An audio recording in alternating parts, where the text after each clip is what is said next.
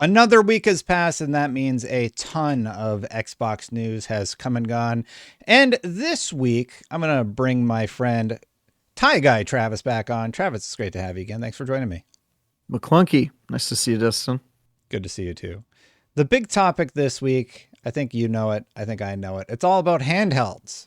PlayStation is apparently entering the handheld market next to Xbox. The story is saying that basically PlayStation are in the early stages of developing a portable console that would play PS5 games on the move, according to Bloomberg. They want to contend with Nintendo for the portable gaming market. I actually read the story. They also referenced that Xbox is getting in on it. It's likely years away from launch. It may never launch, actually. Sony declined to comment. And actually, this is like a prototype thing. They're feeling it out. They're seeing if they want to go for it. And the question I wanted to pose to you was, who has the better setup for entering the handheld market? Given the way PlayStation handles things and given the way Xbox handles things, I think they both have a compelling approach here. But who do you think has the most chance of success? If you need a refresher on what Xbox is rumored to be working on, we sort of talked about it last week, but let me know what you Yeah. think. Uh, my common sense says that probably PlayStation has a better chance of succeeding here, just because they have a larger established player base. They have more players. They have a more healthy ecosystem for the console space. But I think, it's really anybody's game. Really, they're all going to lose to Nintendo, honestly. Yeah. But between Xbox and PlayStation, I think it'll be an interesting contest because they're going to have to separate themselves from the Nintendo Switch. They're probably going to go super high end with it and be closer to like the Steam Deck or the ROG Ally or something like that. So I think it'll just come down to which device is better. In Xbox's camp, you've got Game Pass and the potential for streaming and having instant access to a library as being pretty good. They also have access to a cloud ecosystem natively that Sony kind of leases. So Xbox has got that going for them as well. But yeah, I think probably more players, better overall reputation in the market for releasing high quality games. You're probably gonna be more successful.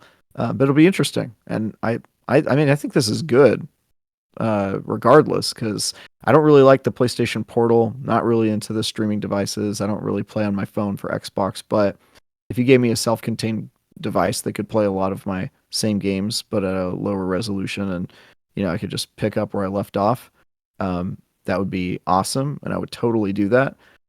Because I'm not really inclined to buy a PlayStation Portal at this point.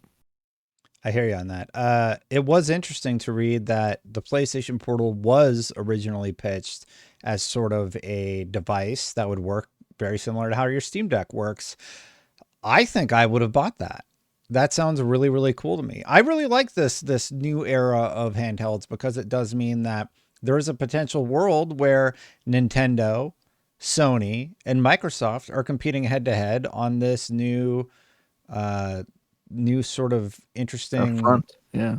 yeah, wild, wild west type thing. Begun the portable wars have. Yeah, and I really dig that because it's kind of like a level playing field for everybody. PlayStation has great exclusives. They've even tested the streaming technology with the PlayStation Portal, and I do think that Xbox has a compelling strategy here if they go with my crazy tinfoil hat PC theory that I think they're going to do with their handheld, where it's a little bit more open, where they allow your Steam library to be accessible, your Epic Games library to be accessible. GOG would probably be like all the big names would probably be accessible on your handheld. And that would give them an edge over the Steam Deck. It would give them a little bit of an edge over PlayStation. Not like a ton, because Xbox is still working on their, best in class exclusives, the way that I think Last of Us is God of War maybe is a better example. Mass appeal, Spider-Man, mass appeal, beloved by many. I think if Xbox can get PlayStation games via the Steam store, that would be a interesting story, but they would still have that exclusivity window on the PlayStation portable device. not PlayStation Portal, PlayStation Portable. I don't know Yeah, whatever that what ends up being. both of these are years off. Do you think that with Nintendo coming around the corner, they're just kind of getting out of the way? Do you think Xbox is going to be announcing anything anytime soon? No, I don't. And I think part of the reason both of these people are waiting is probably because they're waiting to see what Nintendo does. I mean, that's what I would do certainly. And with some of the other competitors coming in, like Steam and the ROG Ally and other, we just saw a whole bunch of portable consoles in the last 2 years, Mm-hmm. and I think Xbox and PlayStation are looking at that, and going, okay, well, this is where the market's going. There's clearly a market for it. People are buying it like hotcakes, and a lot of what you see online is people saying, "Man, I really like Nintendo Switch. I wish other companies did this, and I wish I could play, more powerful games on this console or whatever." So it'll be interesting to see what they do. But yeah, what do you think they're going to be on price? Because I Mm. think they're gonna get way out of Nintendo Switch's way with this, and see kind of where the dust settles. But it's got to be more expensive than 299, right? Because they're going for kind of the high end. If you want to Yeah. be able to play even like a percentage of your library on Xbox, it's going to be a what, $500? I think 399. I don't think you Yeah. can go too much over that for the base entry mark because the Steam Deck has kind of set it, right?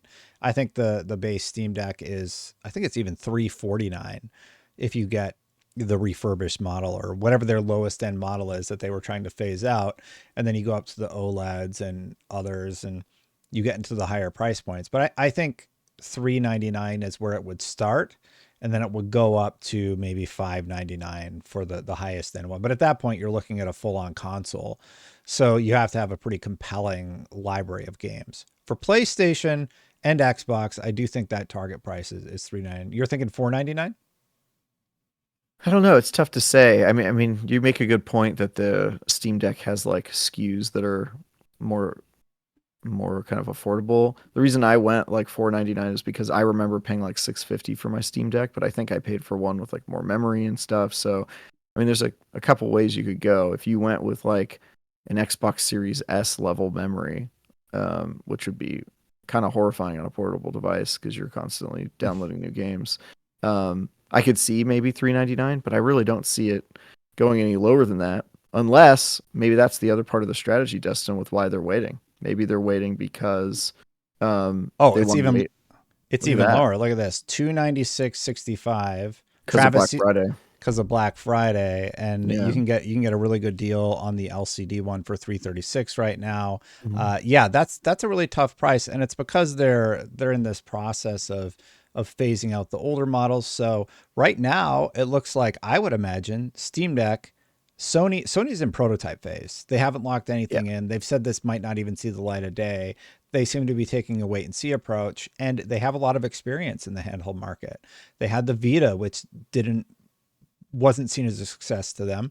They had the PlayStation Portal, which was a big success for them.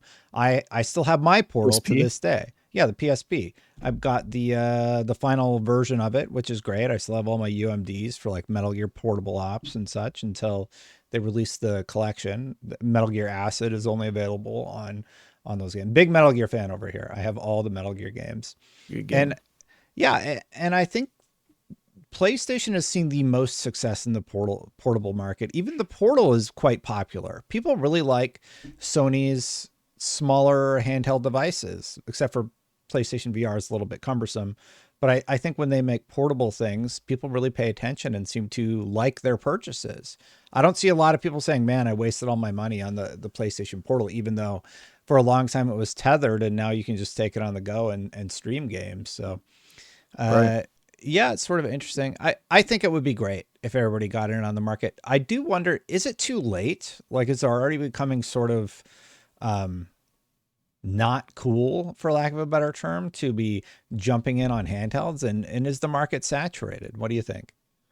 I don't think the market's saturated. I think it could become saturated if there's all these options, but I don't think it'll go away. I think if anything, it'll become more prominent. For a while we thought consoles and PC games were all going to die and we were just going to play everything on our phone. I think that it's shown the past, basically since the Switch kind of proved them wrong on this, and to a lesser extent the DS as well. I mean, that was a pretty successful console. I think people have discovered that they're willing to carry around a second device if it can play better games than you can play on your phone, and you don't have to attach a controller to it or any of the funky stuff that you have to do when you play on a mobile phone. And I certainly feel that way, like having a secondary device in my backpack when I go on a flight that can play higher end video games and has a controller Yeah. built in. I mean, I'll pay some money for that and carry it around, and I don't think it's going to go anywhere. I think it'll continue to be a growing market. And it's a great way for some of the underdogs to, specifically Xbox, to maybe get a foothold in one of the markets that they're not doing so hot in. Um, but yeah, it'd be nice to see PlayStation get back out there with a fully portable device. Um, and Xbox, I think people have just been waiting for that forever. I mean, I know I have. I would love to play Halo Infinite on a portable device. That'd be awesome. It'd be Uh, great. yeah, it would be really cool.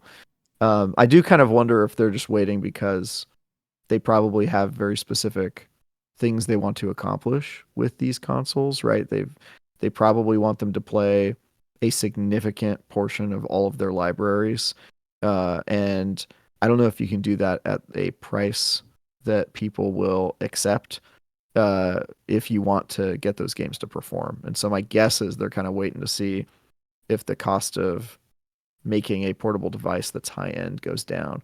$299, you get pretty close there, but I can't speak to how good that experience is. I have the $600 Steam Deck, and it's great, but it also only runs like Mhm. 30% of my Steam library, right? And that's kind of a problem. So I think that they have a much more difficult task than the Steam Deck. So Yeah. we'll see how they do.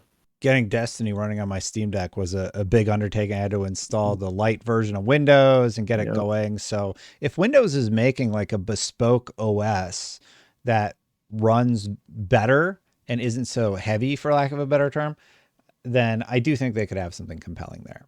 Yeah, But same but thing with the ROG Ally. Like I didn't mod my Steam Deck because I just wanted to, use it factory settings or whatever. yeah, But the ROG Ally, since that already runs Windows on it, I was like, oh, I'll play multiplayer games. And the cool thing about that console is that you can play any game because it is just a PC, but it has the yeah, most atrocious UI imaginable. I mean, you are running like a Windows 10 desktop on a tiny screen. It's just horrifying.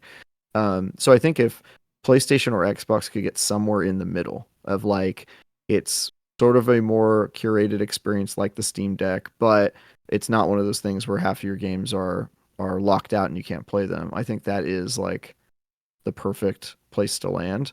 Nintendo sort of has accomplished that, except for they don't accomplish it with, I think, the type of games that the people who would be buying a portable PlayStation or Xbox would want to play. And not so yet. yeah, not Yeah, yet, but we'll see. I think with PlayStation or with the Switch 2 or Switch Pro or Super Switch or whatever they're going to call it, um, I think I think if those end up playing third-party games like Assassin's Creed, you can play that on your Switch too. And that's going to be a game changer, and I think that's maybe part of the reason that these guys are waiting, why they're Mhm. a couple years away, because they knew about the portable console fad a long time ago. Since 2017, they've probably been thinking about this. And so if they haven't made a move yet, maybe it's just waiting to see what happens with the market and that sort of thing. That is a good point. And one other quick point, I do hope anybody waiting to make a move on hitting that subscribe button, hitting that bell, does so sooner rather than later. And if you're already subscribed, hit that like button. But you do bring up another good point. Sorry, I like to do my subscribe call out as corny as Love it. possible. Um, there was another story too, because Sarah Bond tweeted out something a little bit interesting, and it seems to indicate that Microsoft and Xbox had something planned that got put on ice. And that was this court order that popped up delaying Microsoft's plans to allow Xbox games to be purchased directly in the Xbox app on Android. And specifically, Sarah Bond tweeted out at Xbox, give me a second here, at Xbox, we want to offer players more choice on how and where they play, including being able to play and buy games directly from the Xbox app. Recently shared our ambition to unlock these features first with the Google Play Store on Android devices in the US, while other app stores adapt to meet consumer demand. Due to a temporary administrative stay recently granted by the courts, we are currently unable to launch these features as planned. Our team has the functionality built and ready to go live as soon as the court makes the final decision. We are eager to launch and give more choice and flexibility to our players. Now, my read on that is they had this big thing set up and it fell through because Google basically filed a what's it called? Where the court order comes through and then they're filing a rebuttal. I can't remember what it's called. Where's Hoglaw Mm. when you need him? Very common legal term. Anyway, so now the courts are like, okay, everything needs to be put on hold. And I wonder if that whole "this is an Xbox" campaign had something to do with this, as Microsoft, the rumor is trying to make all of your Xbox games playable wherever you are in the Xbox ecosystem. So via cloud, on PC, etc. Do you think that was part of the whole "this is Xbox" thing, or what are your thoughts on all of this? Yeah, I mean, it sounds like standard legal thing where court makes a decision, the begrudged party immediately files for a petition to kind of overturn that decision, and then in the meantime, while it's in court, things are locked up. They're not able to do anything. So, makes sense. I hope this goes Xbox's way. I think they're on the right side of history with this one. I would like to be able to play my games elsewhere and not have, kind of monopolistic storefronts on my devices. So I think this is a cool thing that they're doing. I don't have a ton of hope for it. I kind of think it's just gonna stay It's with just the a status mobile quo. store, right? Yeah, Yeah. yeah. I think it's probably going to stay with the status quo, but I do think it would be cool and open up the platforms a little bit. And I think, accessibility in the games thing, it's always a good thing, at least Yeah. from a consumer perspective. Maybe not if you work for Google, but if you work for, if you don't work for anyone and you're just a regular gamer, it's sure good. So if you work for IGN, it's pretty good, Destin, I would say. Yeah. I mean, that's true Yeah. for sure. So, More accessibility is good for everybody. Definitely. except Uh for Google. except for Google. And I like, is Google playing a little bit dirty here? I don't know if that's the right way to put it, but they No, should not really. definitely, they're doing what they need to do as a business to protect themselves, right? And well, not protect themselves, but to push back as much as they can. Jim Ryan flying all over the place, trying to get people to uh, just believe him about how bad things Yeah. would be if they buy the company and all that stuff. Yeah, I don't Whatever. think there's anything inherently scummy about filing an appeal for a court Hmm. decision. I feel like that's normal. But I do think that this whole debate, and you've kind of seen Apple do it for the Apple Store and previous years previously, and that sort of thing. I think it is. I get where both parties are coming from. I'm not a lawyer. I don't have any idea which side has the legal standing, but I will tell you, laws or no, I know which side I hope wins, right? As a consumer. Yeah, And generally speaking, if something is for the consumer, I'm going to hope that that side uh, does better because I'm a consumer myself. absolutely agree. Yeah, and I think it's weird. Anybody that's pushing back against anything that would be better for the consumer, I don't get it. Like, you're acting against your own self-interest because maybe you like one console more than the other. So I think there can be an argument made that is like, oh, I think the Activision Blizzard merger would be bad because of XYZ. And we saw a lot of that when that whole merger was going on. Yeah. People were concerned about redundancies, and like that always happens when you have these big corporate mergers, or a lack of quality was a big concern. And I mean, the recent Call of Duty is breaking records left and right. So now that they've sort of gotten into the flow of things, we will see if there's any concern to be held there or not. But Call of Duty at least is doing quite well. And I'm not saying that is the only example, because there's other really bad examples like Redfall out there. And there's Starfield, which was okay, but it was supposed to be this amazing game for Xbox. The And greatest RPG ever made. yeah, the greatest RPG ever Yes, made. sir. And it didn't quite hit those expectations for most fans, I would say. And that's sort of where we're at with everything. And that does sort of bring me to the next topic. I wanted to bring up this tweet from Cromwell. He talks a lot about the industry, the state of the industry. He is a marketing director over at Larian, known for Baldur's Gate 3. And he said basically this about Stalker 2. Stalker 2 has had a lot of updates lately, and it's very, very popular on Steam charts. He says, people are more hungry for hyper engaging, focused experiences than they are shiny, prepped up retail product. And this is the underlying seismic shift behind so much, and nobody's talking about it. The increased prominence of digital over retail and the ability to access audiences directly is a threat traditional publishers cannot keep up with. And I mean, I talk about that a lot, but I do think that there's sort of a head in the sand mentality about the seismic shift that has been happening in the industry. What are the big hits this year? Black Myth, Wukong, Stellar Blade, Balatro, Pal Helldivers World, 2, Pal World. It's all of these games made by not AAA scale. I want to put them more in the Black AA Myth space. Wukong is pretty triple I would say. Well, not really, because they failed multiple times and they had investment backing so that they were able to get it through the pipeline. But they weren't AAA before they got that financial backing. They're a big company for sure. But even somebody like Larian, they're fairly new, and a lot of people are like, oh, they're AAA. They have a lot of employees, right? But Well, they're they doing, definitely are AAA indie.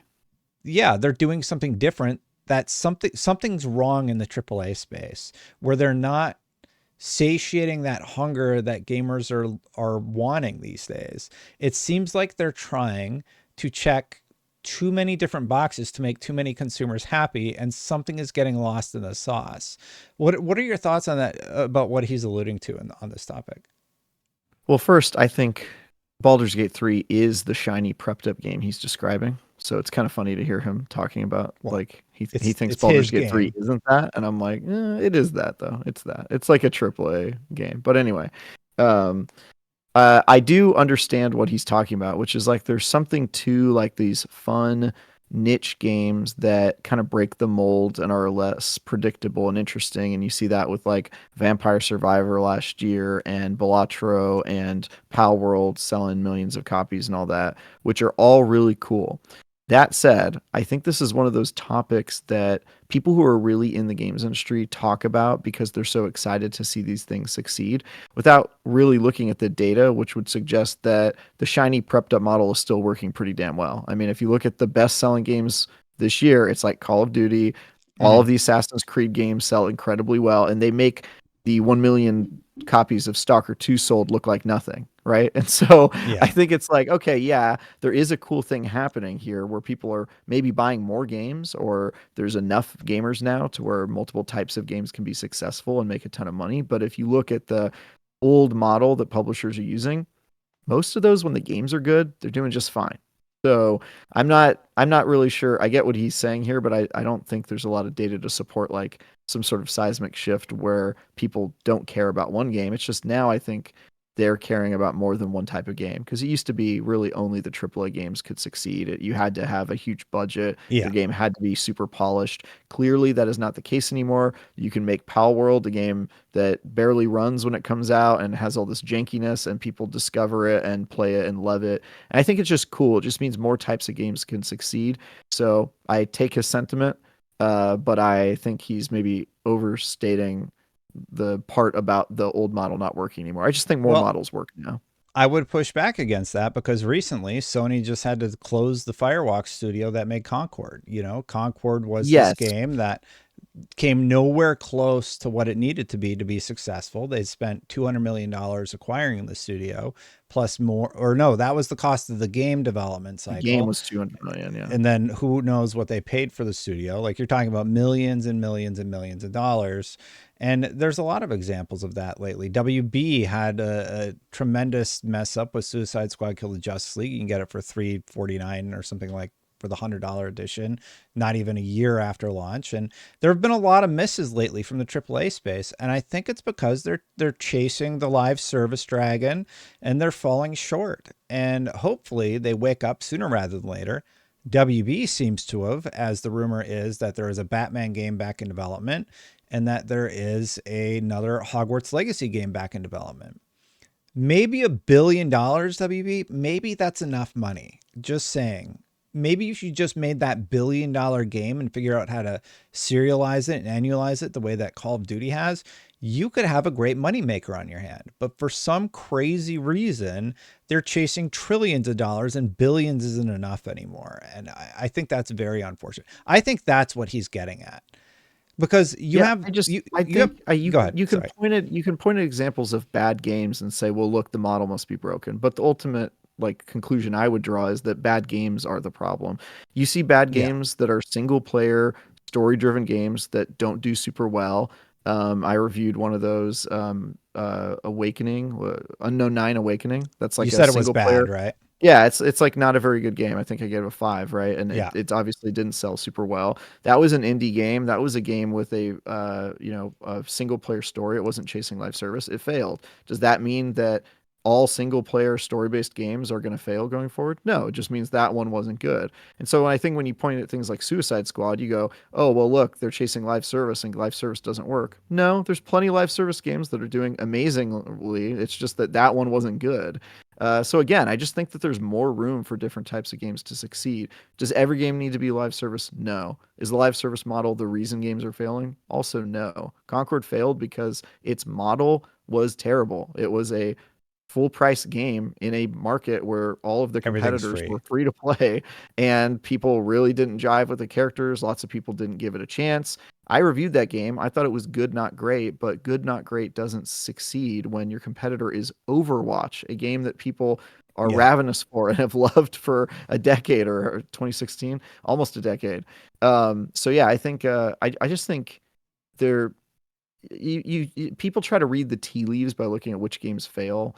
I think oftentimes it's more simple than that. It's like, look, if a game was bad, if a game didn't have the right model and like everybody knew it before the game was even out, of course it wasn't going to do well. So Yeah, I don't know. I do think there's something bigger than that going on though. The only thing I would push back on is like Spider-Man 2 invested like another $100 million in the fast travel mechanics and making this full expansion and all this stuff. And Sony internally, we know now they're like, did we really need to invest 100 million extra dollars into this? Or could we have made another Miles Morales type game where that was beloved? It made us this percentage of return, fans loved it. Like it was widely celebrated. Like Insomniac is one of my favorite developers, but they kind of have their tech on lock.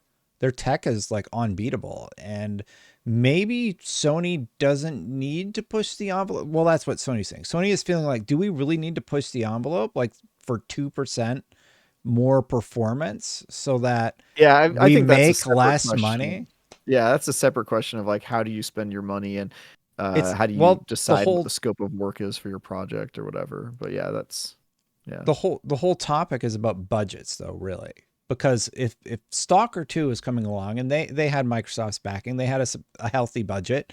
They developed the game in a war zone and it's janky and it's not perfect and there's problems with it, but it has, for lack of a better term, heart. It has the heart that people are looking for. And it's not a product of profit margins. It's a product of a bunch of devs who really, really love Stalker and they just want to make something pure to the Stalker series, as opposed to, I think sometimes a lot of these studios get caught up chasing the profit picture and they lose sight of making a great product. That's I my I read on it. yeah, I think some of them definitely do that, but what I would say is that it just depends on what you're trying to make. Do we have should there probably be more studios making smaller, more experimental products? Yeah, probably. It probably makes sense. But also, should there be games that are huge, prestigious, spending, hundreds of millions of dollars for their game?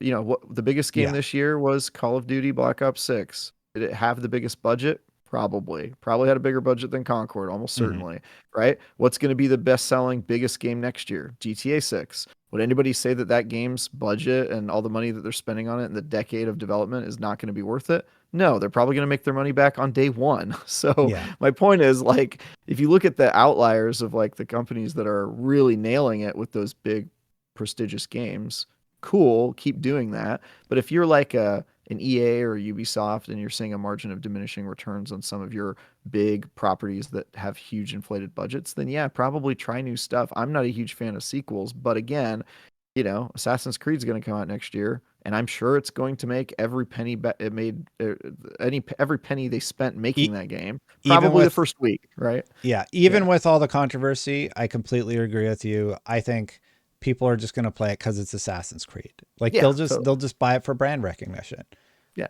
You know. And so the model does work for some people, but I think everybody has to determine if that's right for them. One company I would say, like EA right now, it seems to me like they probably should start doing experimental stuff because I can't really point to any of their big flagship titles that I think, oh yeah, obviously a sequel will just sail through and be amazingly well received. Like I can't really think of any of those. Maybe the Star Wars Jedi, Jedi series or something like that, but like Dragon Age, that's not a sure thing anymore.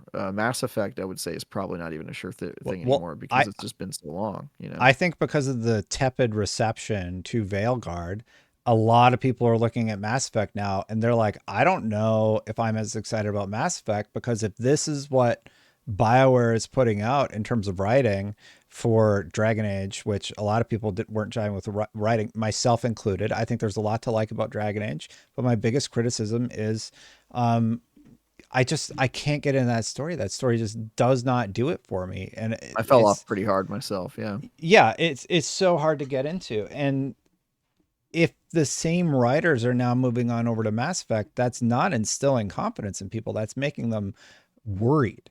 Now, Gamble's on Mass Effect. I love BioWare. I have all the hope in the world that Mass Effect is successful, especially because I'm like a Mass Effect mega fan. Yeah. But after playing Dragon Age, I'm worried also. I get where people are coming from with that sentiment, right? Yeah. So, I think yeah, they have different tones.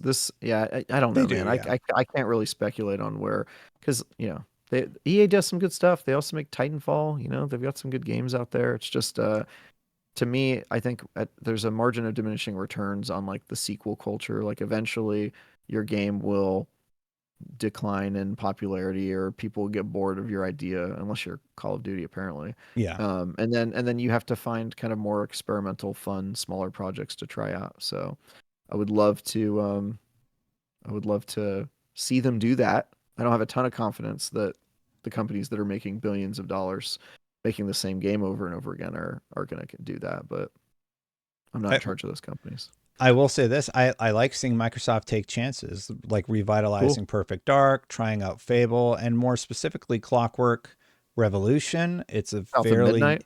yeah, South of Midnight looks great, and Clockwork looks great, and these are like new ideas. We haven't really seen a game that looks like South of Midnight ever in my Yeah. recent memory. And Clockwork Revolution, I mean, a lot of people compare it to Bioshock. I did a side by side with Bioshock because I think there's some similar themes, but I don't really see it. I don't see that as a negative. I actually like it when it's done correctly, like in Clockwork is doing it well. There's that recent game from Tencent that looks a little too much like Horizon, and people criticize Power for the same idea. But yeah. Well, Anyway, Power World is like intentionally cribbing off of Pokemon yeah. as like almost a joke. So Hmm. I give Power World a pass, but agreed, like the lack of creativity is never fun to see. Uh Happens a lot now. Yeah. Whatever it is, I do think something is shifting. I think these big companies are realizing they need to get their budgets in check and come to like some sort of cap on how much money they're spending on these games, which might mean smaller games. But if they're like an 8 to 12 hour really solid experience that I'm okay with that. doesn't lead to crunch and just has a good development cycle, and they're like hitting all the right notes in terms of gameplay and storytelling and all that, I'm totally game with that. That's fine. I don't Yeah, I, I I would think love Assassin's Creed games to be shorter, please, dear yeah. God. There's also this mismatch of expectations from fans because fans will just say they want all this stuff. We want native 8K in all of our games, and we need ray tracing on everything, and we need this. And I hope devs don't listen to that mostly because, like, there's some stuff you need to listen to and implement, like better writing and pay attention to graphics to a point. But a lot of people just don't understand what like even the PlayStation 5 Pro is capable of versus the PlayStation 5. And I think some of the asks just like native 4K even isn't really realistic in most circumstances. The Yeah, technology of the game engines is catching up, but yeah, there's definitely a mismatch because devs are like, oh, they need the game to be 80 hours. Like, no, you can make like a 15-hour phenomenal game and people are going to be happy. You know, it doesn't need to be yeah. this open world, go collect all the feathers and go get 5 pumpkins for Bob the Builder or whoever's in your game and to advance your like all this fluff nonsense. Just make a really Yeah, solid experience. I'm with you there, man. I would generally say developers should not listen to fans. And I would say that really just about any creatives, you know. A painter never starts painting the painting and then looks over his shoulder at a crowd and goes, "What do you guys think I should do next?" You know, like if you're an artist, if you're making art, you should just go with what your vision is and hopefully it's successful. But I don't think checking with a focus group has ever made art better. And so, yeah, I would just say make what you're going to make and follow your creative vision and hopefully you'll be more successful that way. I agree with that to a point. I think make whatever you're going to make, put it out there. But when you focus test it and they don't like it, maybe you should listen to that point of feedback Yeah, because I mean, look, the I'm Concord story is it didn't get focus testing or they disregarded focus testing. And yeah, yeah, well, I mean, look, if it was their creative vision to make Concord and it didn't work, then I think that was inevitable. But I would rather have companies stick to their guns and make the thing that they want to make and then fail than have all these successful games that feel samey. like yeah, samey and like they were focus grouped and they're all I like rough edges, I like experimental stuff, and I don't think you get that when you ask fans what they want. And so I'm a little bit of an extremist on this topic. Like I say, don't listen to your fans. It's like the worst thing you can do. Will more games fail if you do that? Yes, but you'll also get new and interesting stuff, and I'm more in looking for that than I am looking for like successful games that are predictable. So that's me, but I totally get the other side of why a gamer would think why do you think they shouldn't listen to fans? I totally get that I'm sort of an outlier here. That's just kind of how I feel on it because I truly do believe like games are art, and if you're making art, you shouldn't have to answer to the consumer. Hopefully they're going to like it. Yeah. I mean, I don't know if I agree with you completely on Yeah, that. that's fine. Yeah, Totally okay with that. no, no, no. I know. Yeah. I'm just thinking because like there's a lot of companies out there putting stuff out and it's just not being received well. And I don't know what's going on with that, but I do think that they need to listen to a point. The stuff that I'm getting at is like somebody who's asking for native 8K, that doesn't make sense technologically. Like that's not something that they can do. But like bad writing in your game, I could have told you the writing in Veilguard is bad after 2 hours. You know, like Yeah. you know that game has a problem writing and a problem with engrossing But storytelling do very you early think on. that that dialogue is the result of creatives at BioWare writing from their heart and doing exactly what they wanted to do? Or does it feel like maybe it is the result of listening to feedback from people and them being like, oh, well, you need more funny, witty action lines, and then them kind of like throwing all this cheesy punch up in it? Because to me, it feels like maybe we would have gotten better writing if they didn't do follow this very strict structure of how action games should sound and the types of writing that should be in them. That's what it feels like to me. I don't So know, but I know it yeah, feels I don't too think we know enough safe about the. process. Yeah. I'm Yeah, just I using don't it know. I as think an we know about the example process. because But it's yeah, a game that did not resonate with me. And most, yeah, like, I played Inquisition for a few hours. I'm like, this is cool. Like, I'm into this big bad Inquisition's evil good. thing. You have some cool power. Like, I don't really know what's going on with this game, but I was into it. And I was like, oh man, I should really play through Inquisition. Veilguard, I'm like, I don't want to touch this. I just don't want to play anymore. Like, I don't like Yeah, the characters I'm playing with. I don't know what it's the hell very is going on. corny. And so I Yeah. think we would And we it's would have to too, know more about we'd have to know more about how it was developed to figure out like if it was this was their vision, this was what the writers wanted the game to sound like, or if it was focus tested and it's kind of a result of yeah. that. But to me, the cliches, like the whole like it's quiet, too quiet lines that you hear in the game, it's like nobody wrote that on a piece of paper and thought, "Oh my God, I'm a genius." Like that had to go through some sort of like dorky punch up writers group where they showed it and got QA'd and the people were like, "Oh, you need more funny lines," stuff like that. Like that's just what it feels like to me. Maybe I'm wrong, but I say, I hear you what you're know, saying. Yeah. yeah, yeah, Anyway, thanks, Travis. I yeah, said we would dude, do a shorter one this week, but we still went 40 minutes. So yeah, dude. We got to debate. That's what we do when we're here. Fun. yeah, that's true. What do you think in the comments? Let us know. Big thank you to Travis. Travis, do you want to plug anything? I got a review of Path of Exile coming pretty soon. Path of Exile 2, rather. Other than that, no, not really. I'm just doing some reviews, man. Cool. I look forward to seeing your review. Can't wait to see it. Thanks for watching, everybody. I'm going to get out of here. If you want to hit that subscribe button, hit that bell, subscribe to my personal YouTube channel. Thank you so much for watching. I do greatly appreciate it. A big thank you to the members. Members like you keep videos like this one going. Thank you so much for supporting. I greatly appreciate it. If you would like to become a member, you can click that join button right down there. Check out our episode from last week. A big thank you to Travis for joining me again last week to talk about all things Xbox and what's going on. And I'll see you for the next one. Bye for now, everybody.